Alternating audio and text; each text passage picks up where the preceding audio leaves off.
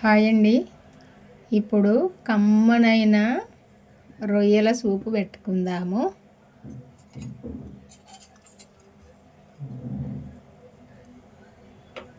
ఈ రొయ్యల సూపుకు సరిపోనైతే ఆయిల్ వేసుకుందాము.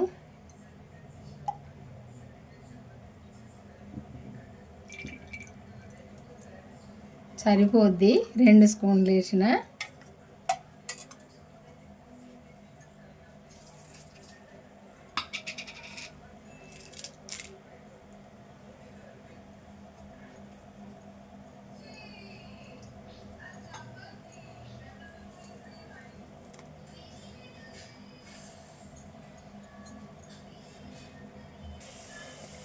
ఈ మిరపకాయలు వేగినాయంటే ఇప్పుడు ఉల్లిపాయ వేసుకుందాము.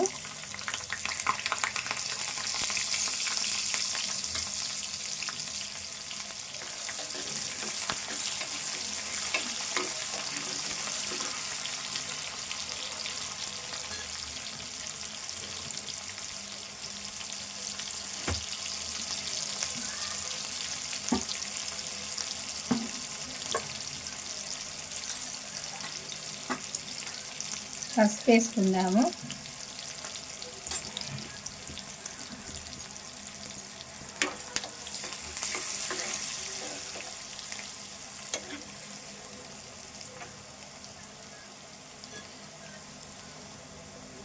ఇప్పుడు వెల్లుల్లి పేస్ట్ వేసుకుందాము. కొంచెం ఘాటుగానే ఒక చెంచా వేసిన.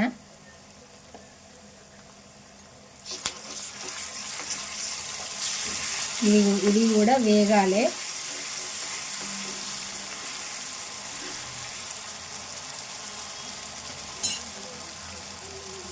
ఇప్పుడు ఈ రొయ్యలు శుభ్రంగా సాల్ట్ వేసి కడిగిన ఈ రొయ్యలు వేసుకుందాం. ఇప్పుడు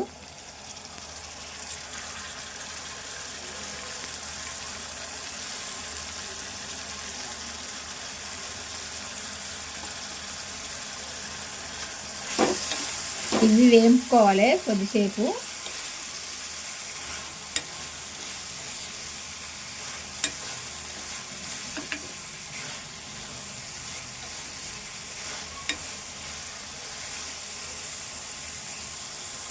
ఇప్పుడు ఇందులో కొంచెం కరివేపాకు వేసుకుందాము.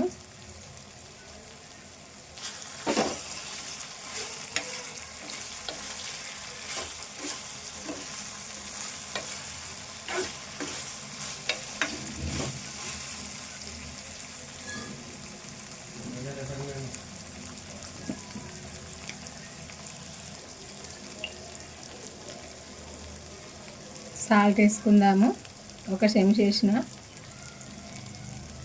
ఒక చెంచాన్నర వేసుకుందాము. ఎందుకంటే చింతపండు సూపు వస్తుంది కదా, కొంచెం ఎక్కువనే పడుతుంది.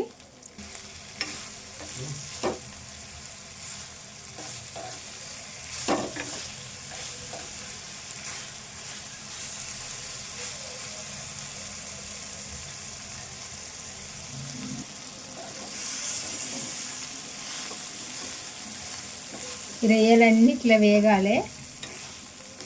కొద్దిసేపు ఈ నూనెలో వేగాలి. ఇట్లా వేగినప్పుడే మంచిగా ఉంటాయి.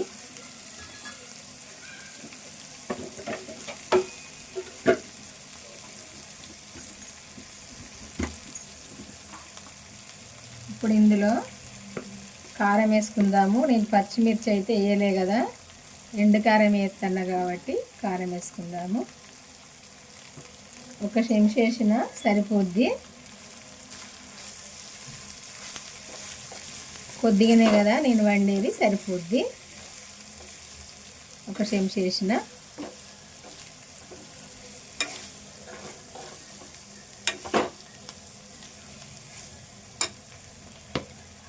ఈ చెంచాతో ఒక చెంచా వేసిన.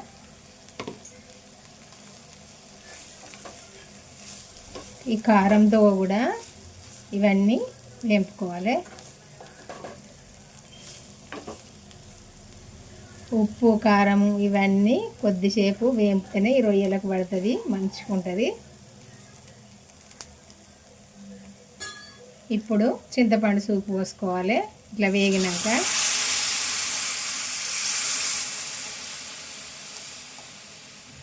నేను ఫస్టే తీసి పెట్టుకున్న చింతపండు సూపు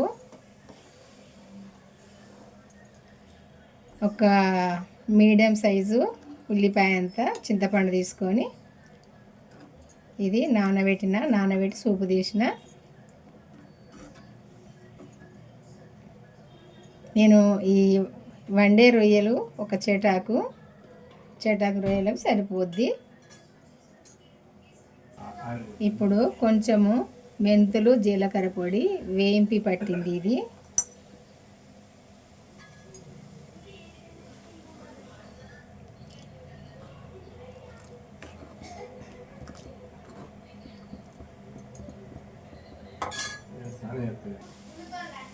ఇప్పుడు ఇందులో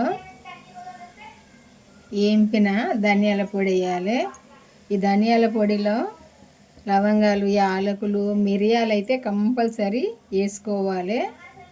ఈ మిరియాలు కూడా ఇందులో వేసి పట్టిన, అన్ని తీర్ల మసాలాలు వేసి పట్టిన. ఇలా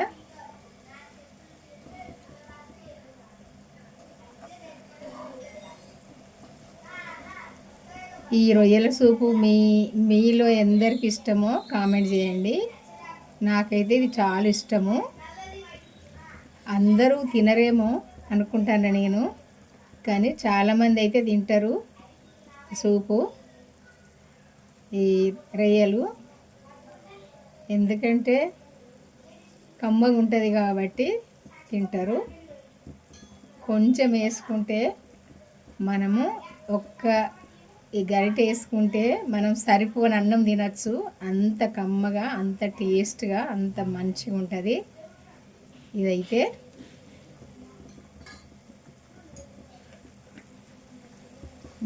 ఇష్టం ఉన్నవారైతే కామెంట్ చేయండి. ఇప్పుడు ఇందులో కొత్తిమీర వేసుకుందాము. ఈ రొయ్యలు అయితే నేను కరీంనగర్లో తీసుకొచ్చిన. ఎందుకంటే ఇక్కడ మార్కెట్లో కానీ ఇక్కడ సంతలో తీసుకొచ్చినవి కానీ కంపు వాసన వస్తాయి. ఇవి కరీంనగర్లో చుట్టుపక్కల ఊళ్ళు ఉంటాయి కదా, చెర్లల్లో పడితే ఆ ఊళ్ళల్లో తీసుకొస్తే నేను ఒక్కసారి ఇట్లా 1/2 కేజీ, 1/4 కేజీ తీసుకొచ్చుకుంటా కరీంనగర్ పోయినప్పుడు. ఈ ఎండు చేపలైనా ఈ రొయ్యలైనా అందుకే నేను అప్పుడప్పుడు వండుతూనే ఉంటాయి. ఈ రొయ్యల కర్రీ కనుక మీకు నచ్చినట్టయితే ఒక లైక్ చేయండి. సబ్స్క్రైబ్ చేయడం అయితే అస్సలు మర్చిపోకండి, కంపల్సరీ చేసుకోండి. ఇంతవరకు చేసుకొని వాళ్ళు ఉంటే ఈ కర్రీ అయితే మన ఛానల్లో పెడతా. ఇది వీడియో చివరి దాకానైతే చూడండి. చూసినప్పుడే ఇది ఎట్లా వండడం ఎట్లా ఉంటుంది అన్నది మీకు తెలుస్తుంది. చూడడానికి ఇంత బాగుంది కదా, చూస్తేనైతే నాకు నోట్లో నీళ్ళు ఊరుతున్నాయి. తింటేనైతే ఇంకా కమ్మగా మంచిగా ఉంటుందండి. ఈ రొయ్యల కూర అయితే వండడం అయిపోయిందండి. ఈ కొంచెమన్నా సూపు ఉండాలి. చల్లగా అయిందంటే ఈ సూపు కొంచెం ఇంకా దగ్గరికి వస్తుంది. కొంచెమే ఉంటుంది సూపు. అందుకే ఈ సూపు ఉండగానే నేను ఇప్పుడు బంద్ చేస్తా స్టవ్. ఈ పాటి సూపు ఉండాలి, ఉన్నప్పుడే మంచిగా ఉంటుంది. బాయ్ అండి, ఉంటానండి. లైక్ చేయడం అయితే మర్చిపోకండి. మన ఛానల్ అయితే సబ్స్క్రైబ్ చేసుకోవడం అయితే అస్సలు మర్చిపోకండి. కొత్త వంటలు చేస్తా, కొంచెం టైం పడుతుంది, ఓపిక కొంచెం టైం పడుతుంది చేస్తా. ఎందుకంటే కొంచెం నాకు ఇప్పుడు టైం ఉండలేదు, చేద్దామంటే చేస్తానండి. కొత్త వంటలు చూద్దరు కానీ ఇప్పుడు చేసినవి అయితే చూడండి. బాయ్ అండి, ఉంటానండి.